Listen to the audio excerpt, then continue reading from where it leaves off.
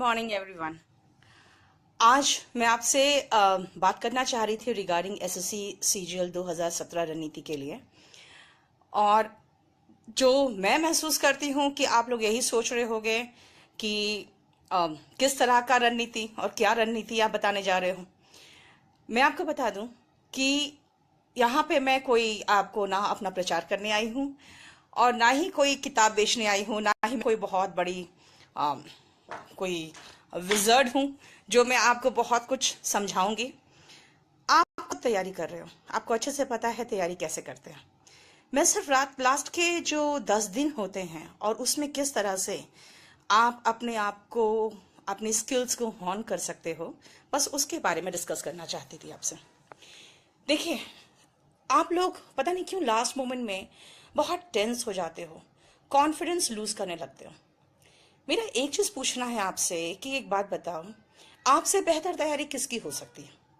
अगर आपको महसूस होता है ना कि ये क्वेश्चन मुझसे नहीं हो रहा, तो आपको बता दें, ये महसूस करो कि अगर ये क्वेश्चन मुझसे नहीं हो रहा तो फिर भारत का कोई भी ऐसा स्टूडेंट नहीं होगा जिससे ये क्वेश्चन हो रहा होगा। आपको बेस्ट गाइडेंस मिला है, आपकी हमेशा से तैयारी बेस्ट रही है, आप बेस्ट फैकल्टी के संपर्क में रहे हो, अच्छे से आपने कोचिंग किया है, कोचिंग नहीं भी किया तो आपको सब कुछ रणनीति पता होता है कि कोचिंग में कैसे पढ़ाते हैं, आपने डेमो लिया है, आप महसूस कर सकते हो कि किस तरह से तैयारी की जाती है।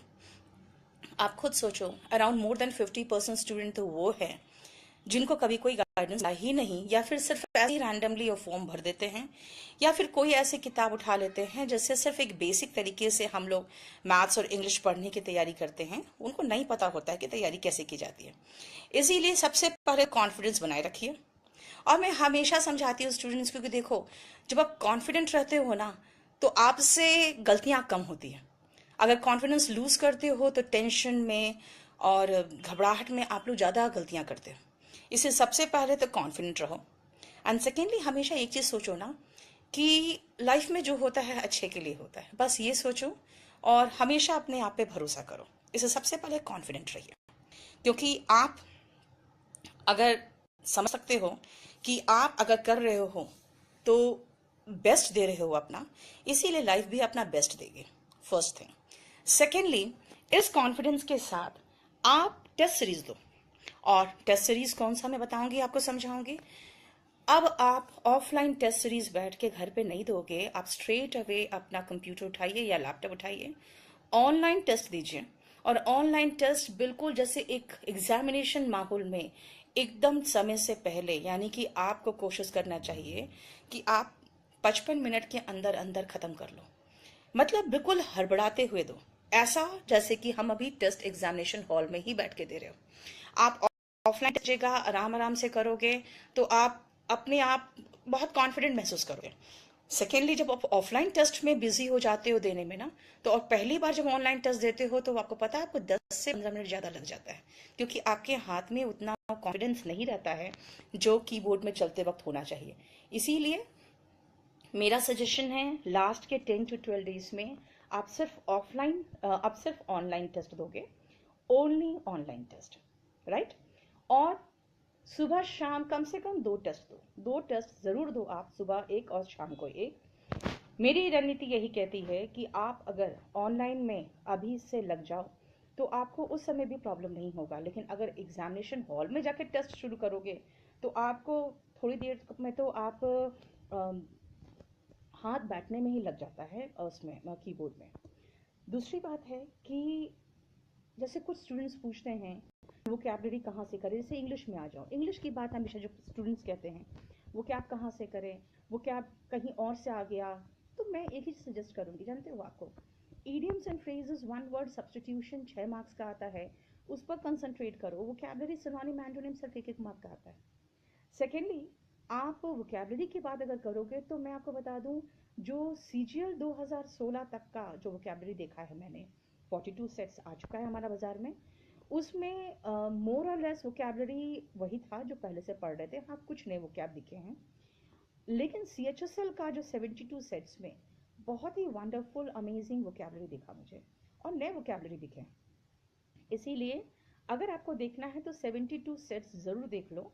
और आपको समझा दूं कि अगर आप previous year question paper practice करना चाहते हो, we have given you sufficient previous year question papers now. 42 CGL 2016 का सेट दे दिया आपको, 72 सेट सीएचएसएल का दे दिया है, और मैंने सारा का सारा वोकेबलरी हो और जो आंसर्स है वो सारा मैंने प्रूफ रीड किया है, और पूरा कंप्लीटली मैंने पूरा उसको फाइनल किया। इसीलिए मैं बहुत कॉन्फिडेंट हूँ अपने इस 42 और 72 सेट्स में कि उसमें आपको गलतियां ना के बराबर मिलेंगी। कुछ टाइपोग्राफिकल मिस्टेक का कोई गारंटी नहीं ले सकता, लेकिन ना के बराबर मिलेगी। तो अगर आपको प्रीवियस से क्वेश्चन पेपर देखना है तो आपके पास सबसे पहले तो ये 100 सेट के ऊपर हो गया, यानी अराउंड 110 114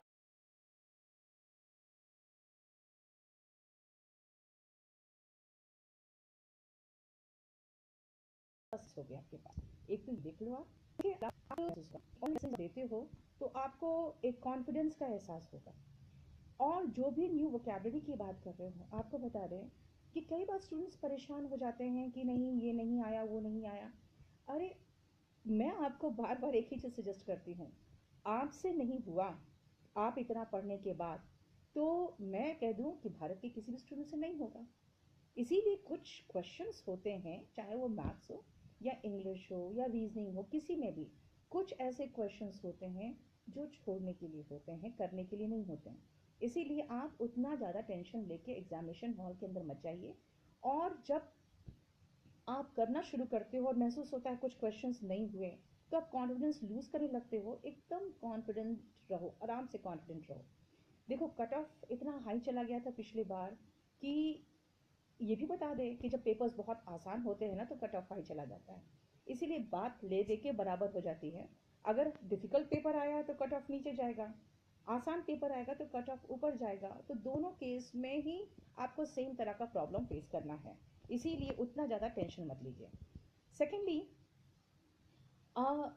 जो रणनीति की बात करते हो कि किस तरह से हम पेपर अटेंड करें, आपको पता है मैं हमेशा सजेस्ट करती हूँ कि आप अपने आप जब आप टेस्ट सीरीज देते हो ना ऑनलाइन, तो आप अपना स्ट्रैटेजी खुद बनाते हो कि आपको क्या करना है। देखो दो तरह के स्टूडेंट्स होते हैं। एक स्टूडेंट होता है जो कहता है कि नहीं मैम मैं चाहता हूँ कि मैं पहले इंग्लिश और मैथ्स खत्म कर लूँ, जितना आता है उतना ही आएगा, और उसके बाद टाइम स्पेंड करूँ रीजनिंग में और मैथ्स में। इस तरह के स्टूडेंट्स जो होते हैं उनके लिए मैं बता दूं कि आप सबसे पहले जीएस दे लीजिए, जितना होगा उतना ही आएगा। उसके बाद आप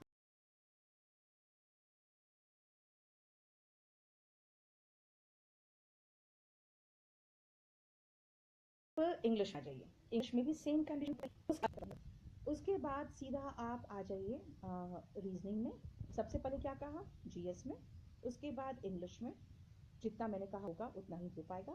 रीजनिंग में कुछ ऐसे क्वेश्चंस होते हैं जिसके लॉजिक बहुत ही विचित्र होते हैं, जो समय दिमाग में स्ट्राइक नहीं करता, इसीलिए उसके लिए टेंशन मत लीजिए।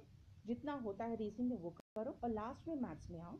मैथ्स में भी सबसे पहले वो क्वेश्चंस को अटेम्प्ट करो जो क्वेश्चंस आपको लग रहे हैं कि आराम से हो जा रहा है, और उसके बाद जो क्वेश्चंस आप छोड़ते हो वो क्वेश्चंस करिए।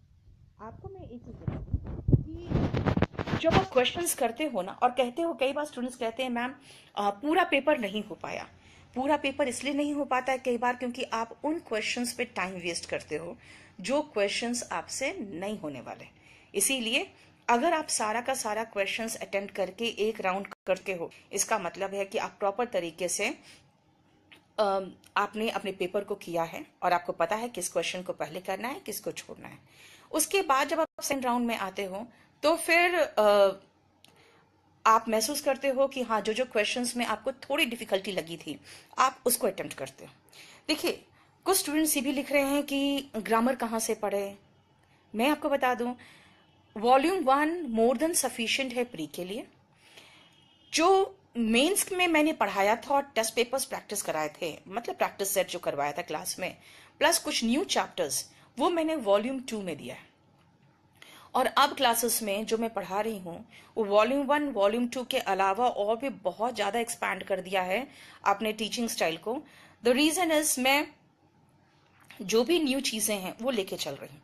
देखिए एक बुक में बना रही थी और वो बुक मेंस तक आ जाएगा, उसमें डिटेक्टिंग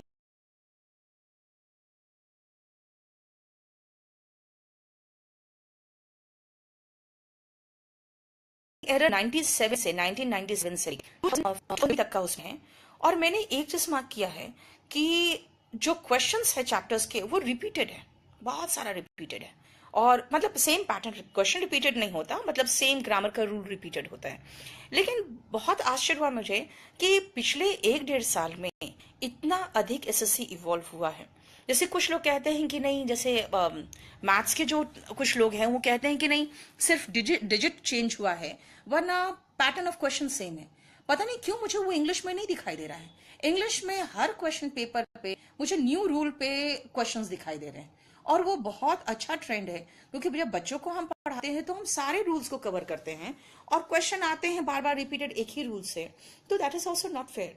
तो इसीलिए पूरा कंप्लीट मेंस तक हमारा ये भी बुक आ जाएगा जो डिटेक्टिंग एरर है 1997 से लेकर 2015-16 तक का, वो सारा का सारा कंपाइलेशन एक साथ आ जाएगा। और बहुत सारे न्यू बुक्स के साथ में आऊंगी मेंस में। और मेंस में जो हम लोग स्ट्रैटेजी अपनाए हैं कि हम लोग बहुत ही विस्तार में पढ़ाएंगे, क्योंकि अब जो क्वेश्चन का ट्रेंड है उनको भी समझ में आ रहा है एसएससी को कि सेम क्वेश्चन के ट्रेंड को रखते हुए वो कट ऑफ हाई चला जा रहा है। तो इतना कट ऑफ हाई जाएगा तो बेसिकली उनको भी लेके चलना है, गांव और शहर सबके बच्चों को साथ में लेके चलना है। तो वो भी आंसरेबल है टू द गवर्नमेंट कि आपका कट ऑफ इतना हाई कैसे चला जाता है। इसका मतलब है या तो क्वेश्चन रिपीट कर रहे हो या तो कोई और प्रॉब्लम है। तो इसीलिए एसएससी हमेशा पिछले 1-1.5 साल में बहुत अच्छे क्वेश्चंस दे रही है। बाकी रीजनिंग में, तो रीजनिंग में मैं यही सजेस्ट करूंगी आपको, हमारा मॉक टेस्ट उठाइए रोज।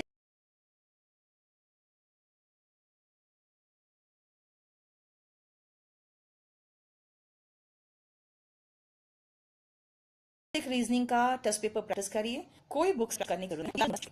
तो ये तो एक हुआ आपका कि रीजनिंग आप प्रीवियस ईयर से उठा करिए। इंग्लिश में volume 1 volume 2 more than sufficient है। मैथ्स में तो आप कहीं से भी क्वेश्चंस उठाइए, बहुत अच्छी बात होगी अगर वैरायटी ऑफ क्वेश्चंस आप प्रैक्टिस करोगे तो। हाँ जरूर ये 72 और 42 कर लो, बेटर होगा। आई डोंट नो, आपकी मर्जी है। लेकिन अभी लास्ट के जो आपके कुछ दिन हैं, जो 10-12 दिन बचे हैं, वो मैं आपको सजेस्ट करूंगी कि सिर्फ रोज 2 से 3 मॉक टेस्ट बहुत अच्छे से एकदम एग्जामिनेशन हॉल के माहौल में सबको कह दो बाहर कि आप लोग कोई भी मुझे डिस्टर्ब मत करना, दरवाजा बंद करो, घड़ी में अलार्म लगाओ, 55 मिनट का अलार्म लगाओ, और स्ट्रेट अवे बिल्कुल हड़बड़ाते हुए वो प्रैक्टिस करो आप रोज कम से कम 2 से 3। देखिए ऑनलाइन हमने 50 मॉक टेस्ट का ये पैकेज अवेलेबल करा दिया है केडी कैंपस के साइट पे, तो आप वो देख सकते हो। और देखिए कुछ स्टूडेंट्स ये भी कहते हैं कि नहीं वहाँ पे बहुत प्रॉब्लम्स होता है, जो आप जब एग्जाम देने जाते हो। जानते हो एक चीज और है, आप लोगों को पता नहीं क्यों मैंने कई बार समझाया है, 2-3 चीजें। एक तो एग्जामिनेशन जब देने जाते हो ना, तो वहां पे जब एंट्री के समय में अगर वो प्रॉब्लम क्रिएट कर देते हैं कि ठीक है आप 9:30 में पहुंच गए, 31 पे पहुंच गए,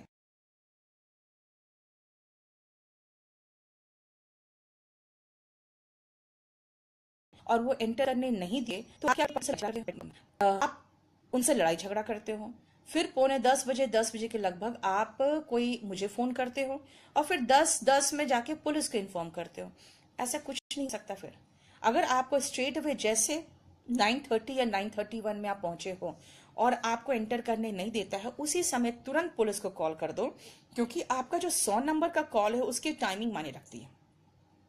सेकेंडली मेरा ये कहना है कि क्यों कॉल करने नौबत पड़ती है आपको। आपका 9:30 बजे एग्जाम है, फाइन, 7 बजे निकल जाओ ना, 8 बजे वहां घूमते रहो, अपना बैठ के आराम से रेस्ट करो, थोड़ा सा रिवाइज करो, और दिमाग को थोड़ा ठंडा रखने का भी तो टाइम चाहिए आपको। इसीलिए आप जल्दी पहुंचने में क्या प्रॉब्लम है, आप 2.5-3 घंटे पहले निकल जाओ ना। कुछ स्टूडेंट्स को रहता है कि इतनी जल्दी क्या करेंगे, आप आराम से वहां कहीं कोने में बैठ के अपना रिवीजन करते रहो। आपका दिमाग को भी एक सेटल डाउन करने में उसमें टाइम लगता है। आप हड़बड़ी में जाते हो, हड़बड़ी में अंदर जाते हो, आप उसके बाद टेंशन में एग्जाम देते हो। इसीलिए सबसे पहले 2 से 3 घंटे पहले आप एग्जामिनेशन सेंटर के लिए निकल जाओ। लेकिन हाँ, ये जरूर मैप में सर्च कर लो कि बाई कार या बस आपका उस जो लोकेशन में पहुंचना है उसका डिस्टेंस कितना है। जितना भी डिस्टेंस बता रहा है, वो कितना जितना डिस्टेंस और टाइम बता रहा है, उसका आप 2.5 घंटा, उसका आप 1.5 गुना पहले टाइम से वो आप निकल जाओ।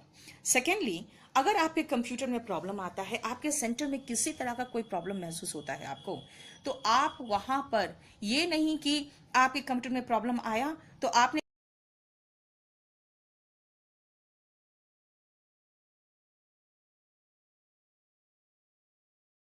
क्या क्या लिख के दे दिया, वो ये कहेंगे आपको कुछ लिखवा के लेना है, आपको लिख के देना नहीं है। क्योंकि आप जो लिख के वहां दोगे ना कि मेरा so and so roll number है, मेरे कंप्यूटर में प्रॉब्लम आ गया, इसीलिए हमें फिर से मौका दिया जाए, वो आगे नहीं बढ़ाएंगे, क्योंकि उनको अपना सेंटर का रेपुटेशन एसएससी के सामने खराब नहीं करना है। आप उनसे लिखवा के लोगे कि आपके कंप्यूटर में ये प्रॉब्लम आ गया है, इसीलिए आपको फिर से मौका दिया जाए। और आप क्या करोगे, आप स्ट्रेट अवे वो संभाल के रखोगे। अगर पूरे सेंटर में प्रॉब्लम है तो आप लिखवा के उनसे साइन करवाइए और उसका फोटो कॉपी करके आपस में सबको ही बांट लीजिए, किसी एक स्टूडेंट को मत दे देना, आपस में सबको